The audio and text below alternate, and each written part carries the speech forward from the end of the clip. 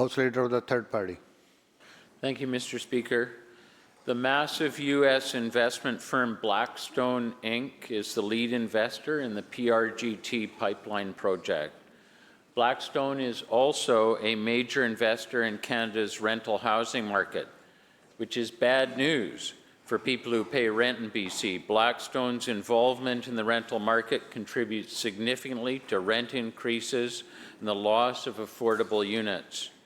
And Blackstone buying pipelines in Canada is bad news for the cost of energy. It also means that benefits from these projects flow to MAGA billionaires, not local communities. My question is to the Premier, when will the Premier stop catering to Donald Trump's top donors on Wall Street and send his MAGA pipeline back for a modern environmental assessment?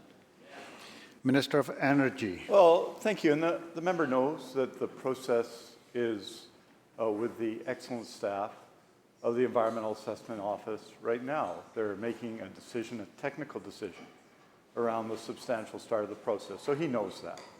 I would say this, Honourable Speaker, here in British Columbia, in the last year, we put out a call for power that saw, approved by the government, at a size equivalent to Site C, 10 renewable energy projects.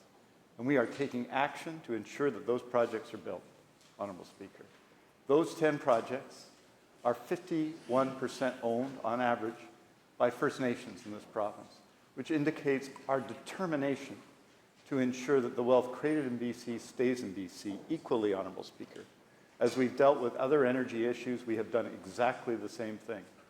Whether it has been on reviews of royalties and other questions, we are here to ensure that the people of BC get maximum return on the extraordinary resources of our province. We are building the province, and when we do that, we're doing it in partnerships with community and in particular with First Nations.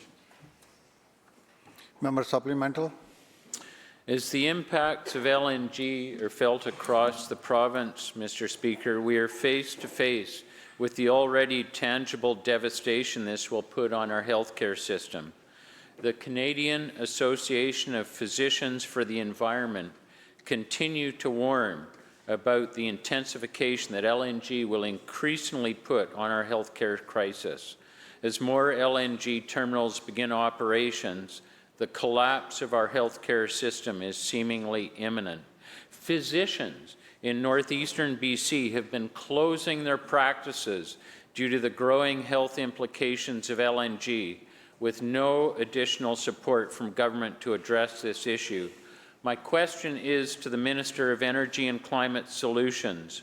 As the government seems determined to continue on this LNG path, how does the ministry plan to recover the necessary healthcare costs resulting from increased LNG facilities? Minister. Well, I assume that the member misspoke. He understands that the first shipments of LNG have not left BC yet. So the health impacts to which he speaks that have occurred up to now, Honourable Speaker, clearly haven't occurred. Our approach to LNG is what we've said in this House a number of times, to focus on issues of climate change, yes, on issues of First Nations involvement. And the member asked the first question about involvement. The Cedar project is majority owned by the Haisla First Nation, Honourable Speaker. Perhaps he will be supportive of it, I don't know. So returns to communities, returns to the province, jobs created.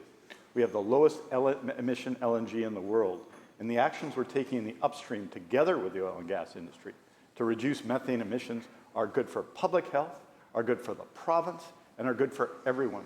We are leading Canada in addressing this question because we are working, yes, with First Nations, yes, with environmentalists, yes, with the oil and gas industry to ensure better results for everyone in our province.